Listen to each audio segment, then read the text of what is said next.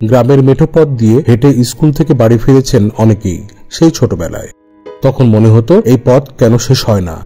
কিন্তু পৃথিবীতে এমন পথ আছে যা ধরে হাঁটলে এক জেলা থেকে অন্য জেলা নয়, বরং 14টি দেশে পৌঁছে যাবেন। কি অবাক হচ্ছেন? আজকের মেঘাচলের এই নতুন এপিসোডে ঠিক তেমনই এক আজব রাস্তার কথাই বলবো। আগ্রহীরা অল্প কিছু সময় নিয়ে পুরো ভিডিওটা দেখে নিতে পারেন আর জেনে নিতে পারেন এমন কিছু যা হয়তো আগে কখনো শোনেননি। চলুন তবে শুরু করা যাক।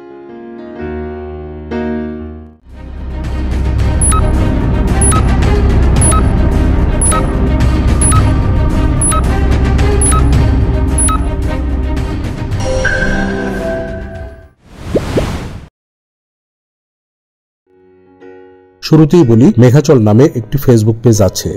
সেখানে মেঘাচল ইউটিউব চ্যানেলের ভিডিওগুলোর আপডেট শেয়ার করা হয়। চাইলে পেজটিকে ফলো করতে পারেন। এক রাস্তা ধরে হাঁটতে থাকলেই পৌঁছে যাবেন 14টি দেশে। অবাক করার বিষয় হলেও সত্যি এমন সুযোগ পাবেন যদি আপনি বিশ্বের দীর্ঘতম হাইওয়ে ধরে চলতে শুরু করেন।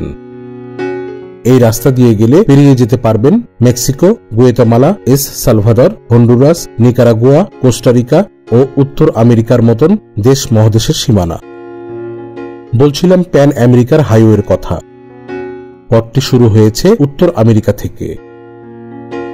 এটি আলাস্কা থেকে শুরু হয়ে 14টি দেশ পেরিয়ে দক্ষিণ আমেরিকার আর্জেন্টিনায় গিয়ে শেষ হয়েছে।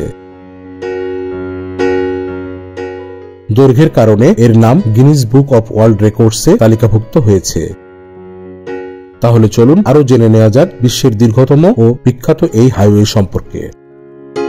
প্যান আমেরিকান হাইওয়ে বিশ্বের সবচেয়ে বিখ্যাত ও দীর্ঘতম রাস্তা। রাস্তা তৈরির ধারণাটি প্রথম আসে 1923 সালে। মজার ব্যাপার হলো, এই মহাসড়কটি তৈরি করতে শুধু একটি দেশ নয়, অবদান রয়েছে 14টি দেশের। এই দেশগুলোর নাম আগেই বলেছি।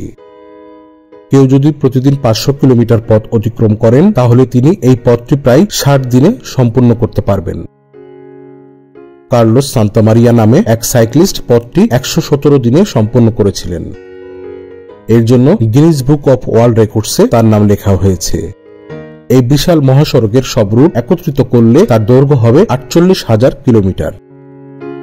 এই প্যান আমেরিকান হাইওয়েতে যেতে চাইলে আগে থেকে খুব ভালোভাবে প্রস্তুতি নিতে হবে। এই মহাসড়ক দিয়ে যেতে গিয়ে যদি কোনো গাড়ি বা বাইক নষ্ট হয়ে যায় তাহলে অনেক বিপদে পড়তে হয়।